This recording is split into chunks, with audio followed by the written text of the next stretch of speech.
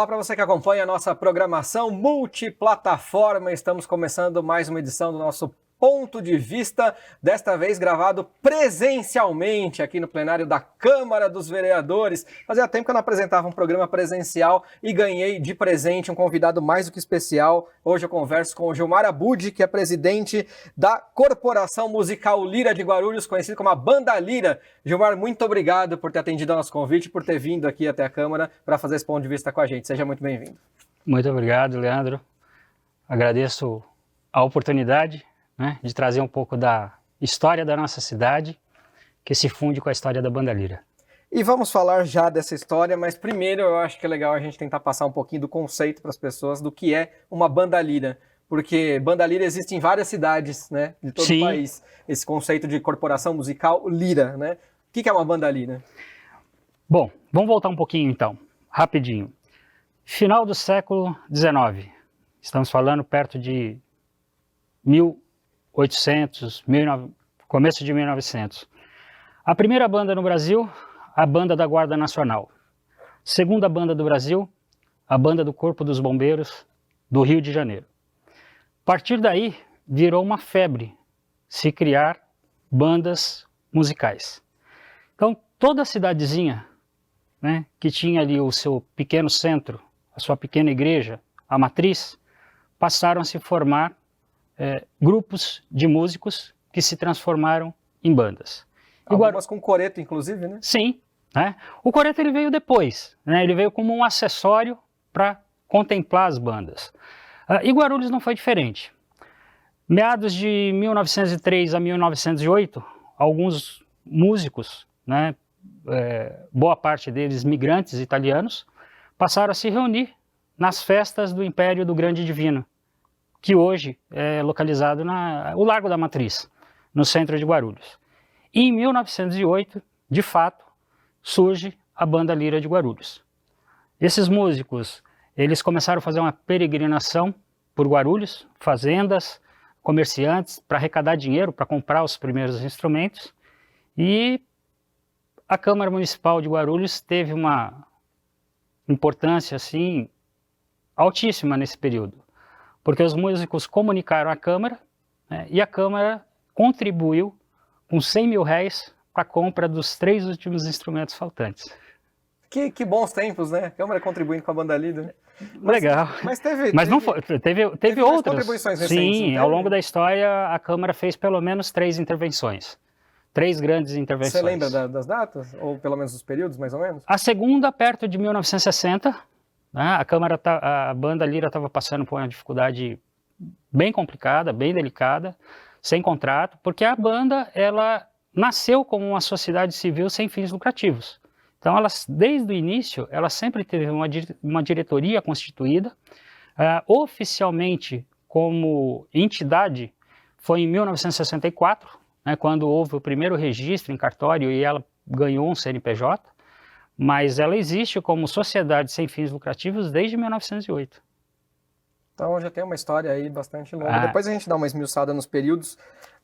De uma história do passado, 1920 mais ou menos, isso está relatado no livro do João Ranalli, a banda se envolveu num acidente, aqui próximo na Vila Augusta, não sei precisar aonde, que o veículo capotou e perdeu todos os instrumentos. E a Câmara recompôs a Banda Lira, aí dessa vez com R$300 mil. João Ranalli, que dava nome ao local ali, ao hall da nossa antiga sede, que era alugada na verdade, onde a gente gravava o programa Ponto de Vista também. Hoje temos a sede própria, com muito esforço que a Câmara conseguiu, então gravamos o programa aqui hoje. Mas falando um pouquinho dessa constituição da banda, a banda está completando 115 anos de existência, Sim.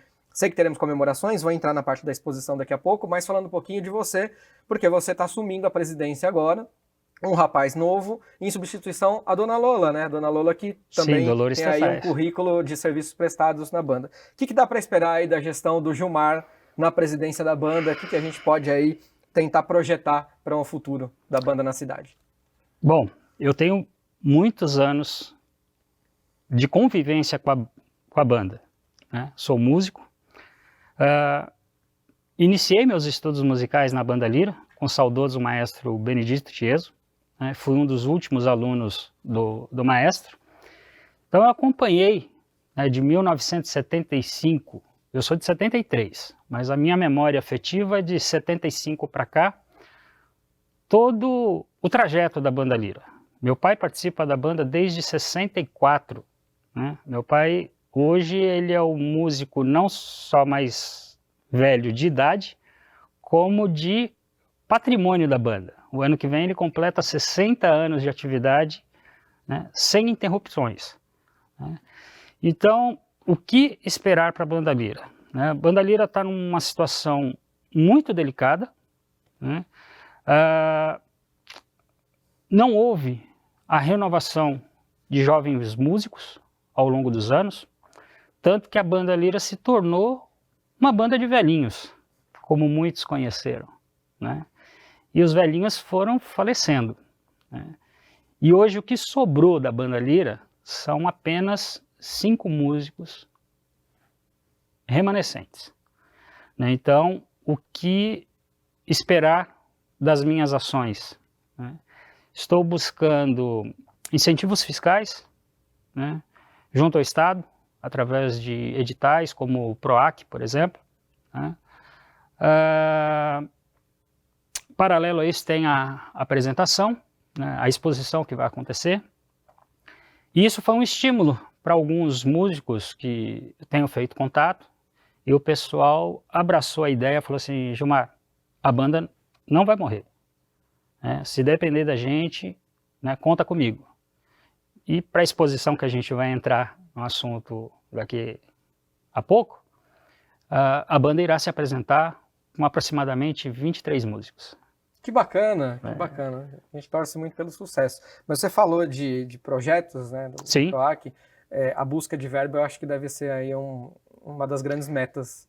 O gargalo, que você tem, né? o gargalo são as verbas, né? Porque assim, por mais que o artista tenha paixão por aquilo que ele faz, né, é um profissional como qualquer outro. Claro.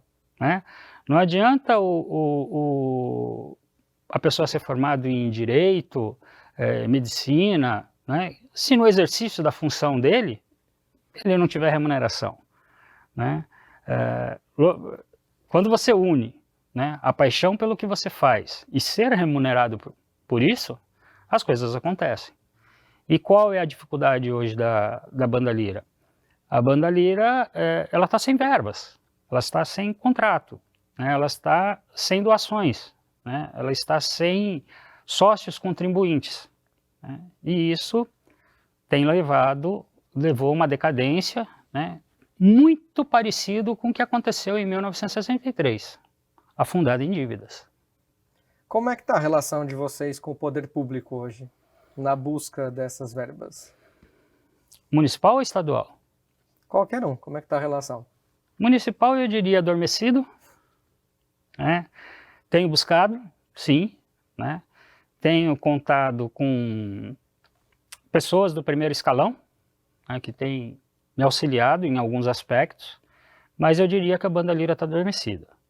Por parte do Estado, né, estou bem esperançoso com o projeto do PROAC, que eu encaminhei um projeto. A primeira fase, a primeira triagem que eles fazem, que é a parte de documentação, essa foi toda aprovada. Eu recebi uma devolutiva do Estado pedindo para fazer algumas correções do projeto, algumas alterações, que por sinal, hoje é meu prazo limite para entregar essa documentação, né? E ansioso aí pelo resultado. Como é que você, Gilmar, vê, e aí por isso que o nome do programa é Ponto de Vista, né? Então Sim. eu quero saber o seu ponto de vista a respeito das políticas públicas para a área da cultura, para os artistas e para a música guarulhense em especial. Como é que você vê esse investimento do poder público? Em especial, a gente fala aqui do executivo, que é o que mais aporta, né? Sim. Olha, eu não me sinto muito à vontade, né? Porque, não levando pelo lado da política partidária, nesses 115 anos a Banda Lira viu muitos prefeitos, porque a cada 4 anos se troca o prefeito. A Banda Lira conviveu com prefeitos que passaram por período de 4 anos, por período de 8 anos, e eu diria para você que boa parte deles sempre houve um espaço para a banda lira, né? E como eu falei no início, né, a banda está adormecida. Então assim, e eu estou chegando agora na administração da banda. A Dona Lola ficou à frente, a banda lira, oficialmente 38 anos. E ela era uma pessoa, não só pela idade dela, né, mas por todo o histórico de vida, né, ela tinha uma influência política na cidade muito grande, né? Então, independente de ser o partido A ou o partido B, né, como eu já disse, né, nossa, a Dona Lola às vezes era meia doida, ela chegava aqui e não pedia para ninguém, ia batendo e entrando na sala do secretário, né? Quem hoje consegue fazer isso, né? E entrando sem falar com ninguém na sala do secretário. Então, talvez por essa audácia que a Dona Lola sempre teve, né, e esse respaldo, né, político, ela conseguiu manter, né, a banda sobrevivendo por pelo menos mais 20 anos, que foi quando ela pegou também numa situação muito delicada. A banda tem disso, né, muito de altos e baixos, não só em Guarulhos, mas como no Brasil inteiro. Um ciclo de a cada 20, 30 anos as bandas costumam passar por uma crise. Isso é comum na história das bandas musicais no Brasil. Na pandemia, no período de pandemia, acho que ficaram muito evidentes as leis Aldir Blanc, Paulo Gustavo, né? Sim. Que são de incentivo à cultura, de editais para isso. Você também pensa em buscar algo nesse sentido? Nós entramos com um projeto na época do Aldir Blanc em Guarulhos, não fomos contemplados, tá?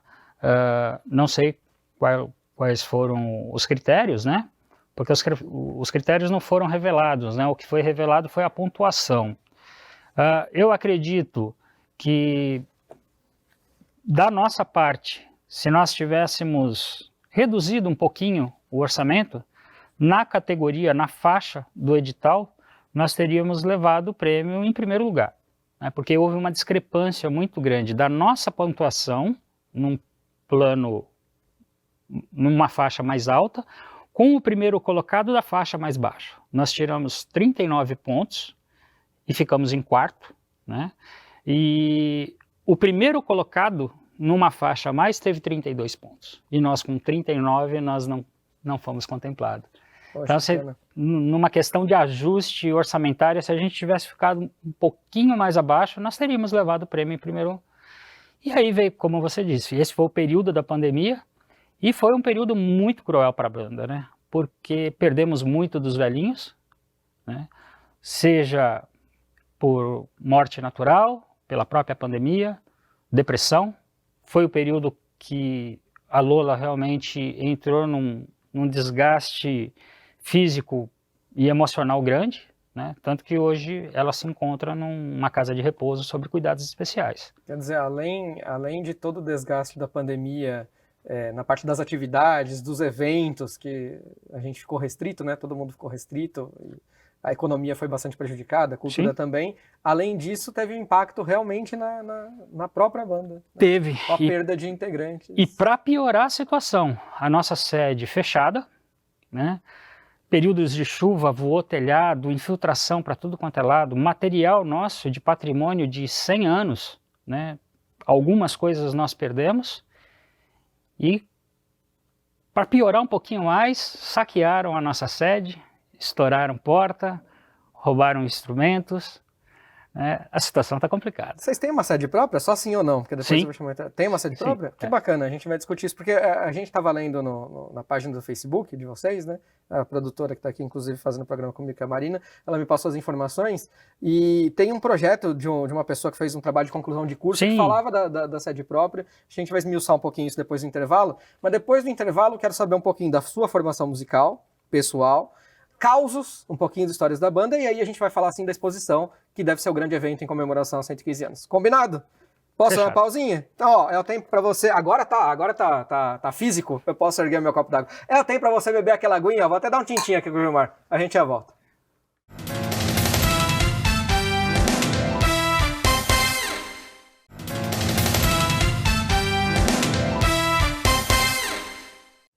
Maravilha, Ponto de Vista já está de volta. Hoje eu estou conversando aqui com o Gilmar Abud, novo presidente aí da Banda Lira de Guarulhos. Prometi entregar bastante coisa aqui para o pessoal no segundo bloco, então vamos tentar aqui, Gilmar, dentro daquela nossa concisão e da rapidez do pique do programa, mas poder desenvolver um pouquinho das histórias também.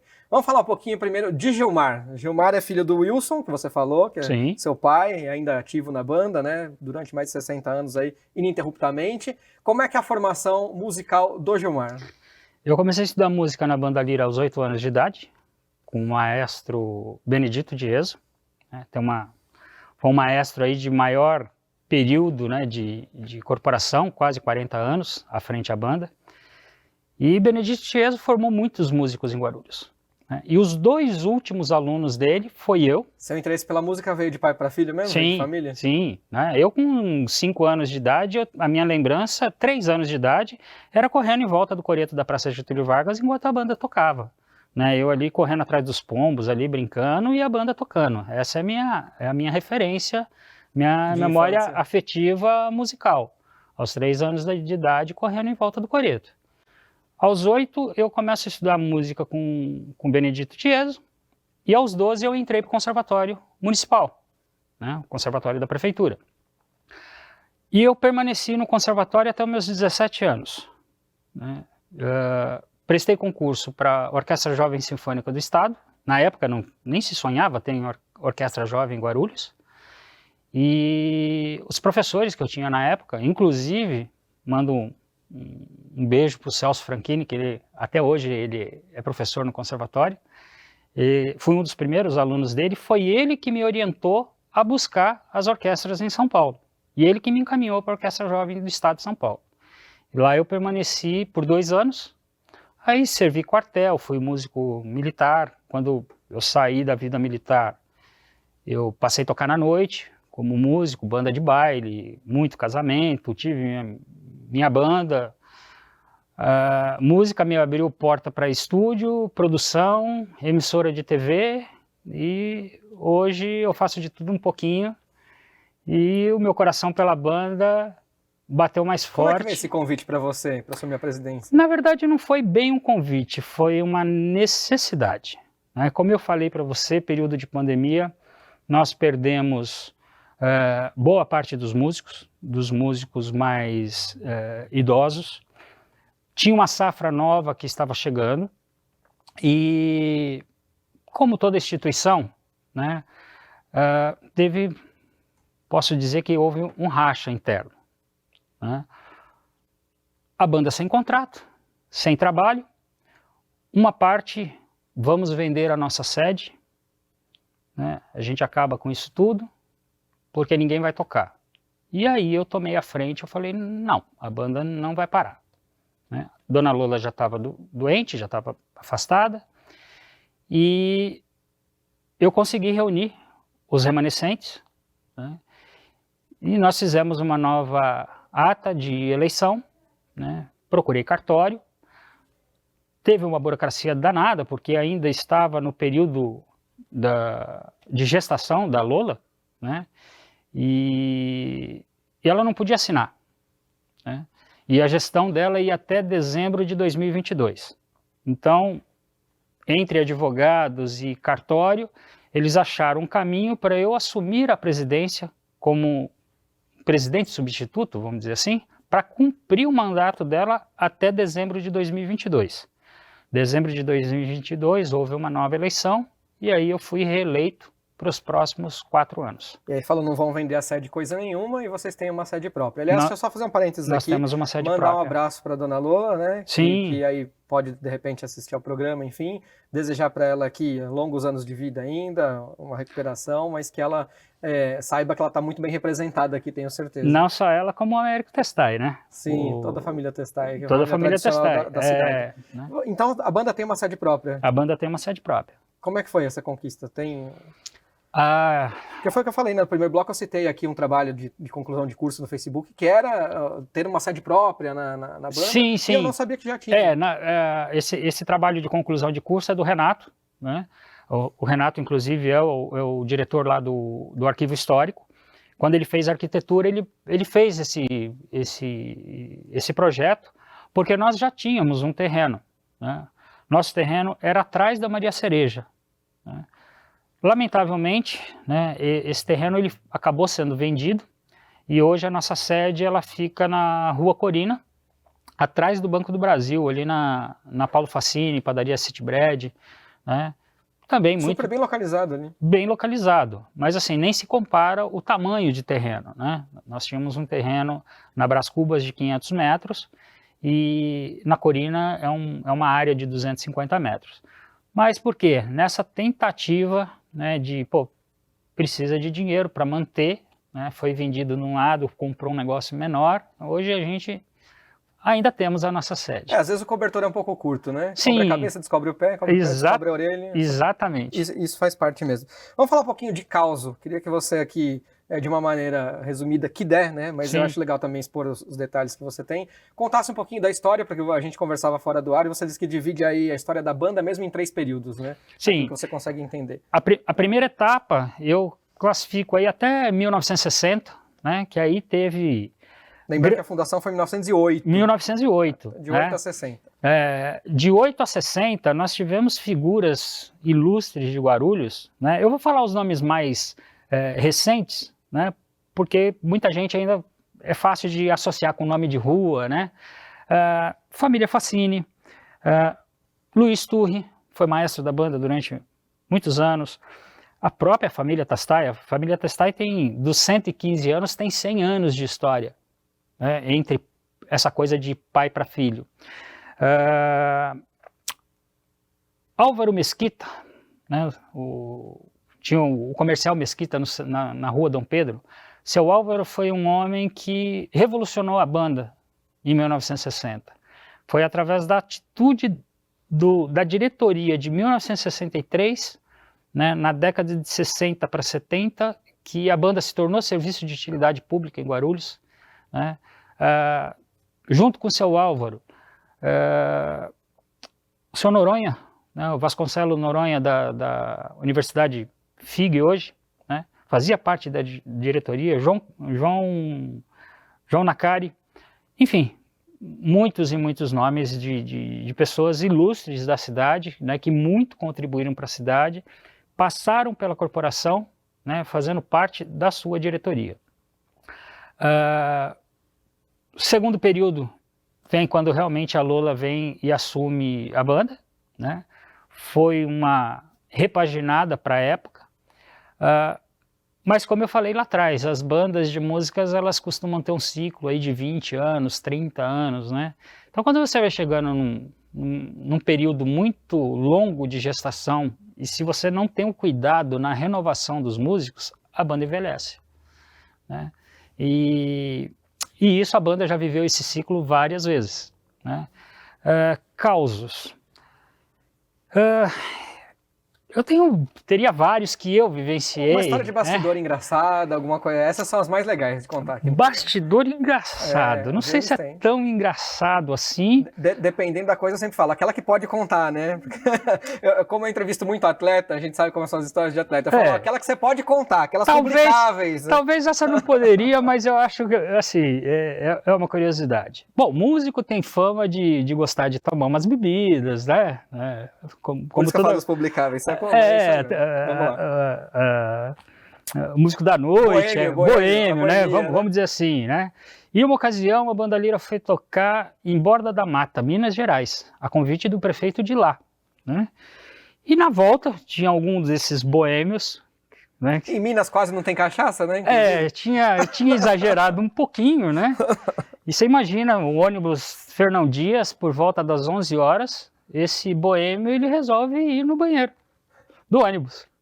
E ele errou a porta e abriu a porta do motorista.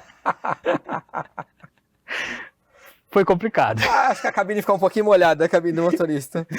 Ô, Gilmar, a gente está já chegando na parte final do programa. Vamos falar um pouquinho da exposição, então. Que Sim. Deve ser o evento que vai marcar aí os 115 anos de existência da banda. Como é que vai ser essa exposição? Onde vai ser? O que vai ter? O que vai rolar? A exposição vai acontecer do dia 13 ao dia 31, né, de maio.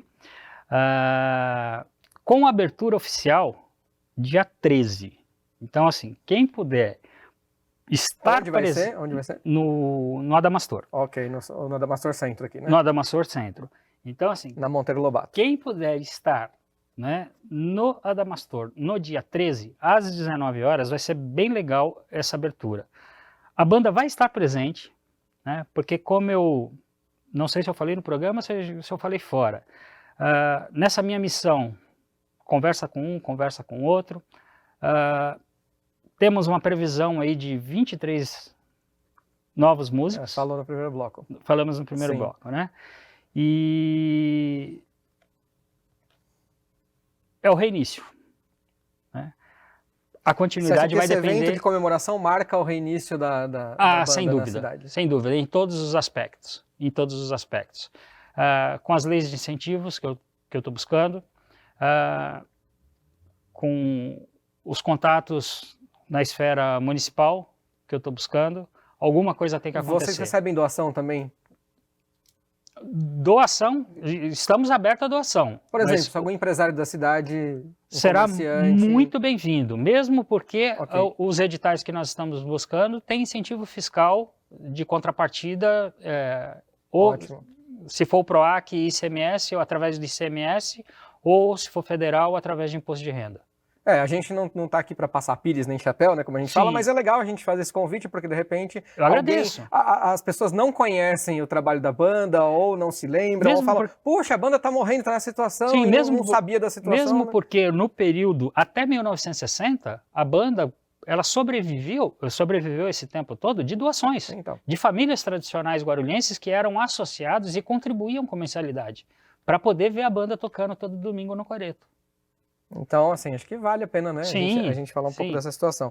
E para fechar aqui ainda o programa, na parte final mesmo, eu queria que você falasse um pouquinho do processo de incluir a banda no patrimônio imaterial da cidade, porque hoje a gente tem um plano de cultura na cidade de Guarulhos, né, muita gente reclama, muita gente acha que funciona, alguns acham que funciona uma parte, enfim, mas num dos artigos lá do Plano Municipal de Cultura está assim, garantir a preservação do patrimônio cultural, material e imaterial do município como elemento primordial da nossa memória e como fonte importante de pesquisa. E aí a banda está nesse processo para se tornar, de fato, oficialmente, patrimônio imaterial, né? Não está concluído esse processo ainda. Não está concluído. Eu sei pouca coisa da situação real desse processo, mas as informações que eu tenho, Guarulhos tem o livro, que eles chamam material. O livro imaterial não foi aberto. Tá? E para abrir esse livro você precisa de um projeto. Né? E aí é onde entra a Banda Lira. Parece que a Banda Lira vai estrear esse livro de imaterial em Guarulhos. E até onde eu sei está na fase final de relatoria. Faltava um documento consistente, contando a história. O próprio Renato, que fez o projeto da sede da banda, ele iria fazer esse trabalho. Aí quando nós nos conhecemos, ele falou, cara, você é o número 1 para escrever. E aí eu comecei a escrever sobre a banda, escrever. Eu entreguei para ele um dossiê com 44 páginas da nossa história em ordem cronológica. E esse documento de 44 páginas está servindo de base para tombar a banda Patrimônio Histórico. E material também. E a gente espera que a partir daqui e desse reinício, que a banda tenha novamente muito sucesso, um futuro ainda por muitos e muitos e muitos anos, e que consiga aí a parte material, né? A gente falou do bem material, mas que consiga a parte material que seja necessária. Eu já tô... Gilmar, o meu tempo se arrebentou, na verdade. Eu só vou te agradecer pela participação e deixar aqui um espacinho de 30 segundos aí para suas considerações finais. Agradecer muito sua presença aqui. Então eu vou concluir. Por favor. Bom, eu só peço a Deus que me dê muita saúde, muita sabedoria, porque com esse projeto de tombamento histórico da Banda Lira, eu não tenho dúvidas que daqui a 35 anos eu vou ver a banda completar 150 anos. Tomara que todos podemos ver essa data que será com certeza emblemática e com todas as festas e pompas. Vou terminar na geral, então, para aparecer nós dois ali no vídeo, sabe? Faz tempo que eu não gravo um programa presencial, vou aproveitar todos os recursos que tem aqui de câmera, aproveitar, né, que a gente está no nosso estúdio aqui improvisado, mas é um estúdio, e a gente está levando aí a melhor informação para você. Espero que você tenha gostado do meu bate-papo aqui com o Gilmar, espero que você tenha conhecido um pouco mais da Banda Lira em Guarulhos. E, se possível, dia 13 de maio, então, vá prestigiar lá no Adamastor esse novo show, esse reinício, esse recomeço da banda lira tão tradicional aqui na cidade de Guarulhos. Muito obrigado pelo carinho da sua audiência, muito obrigado sempre por acompanhar a nossa programação. Nos vemos aqui numa próxima TV Câmara Guarulhos, o canal da cidadania. Tchau, gente!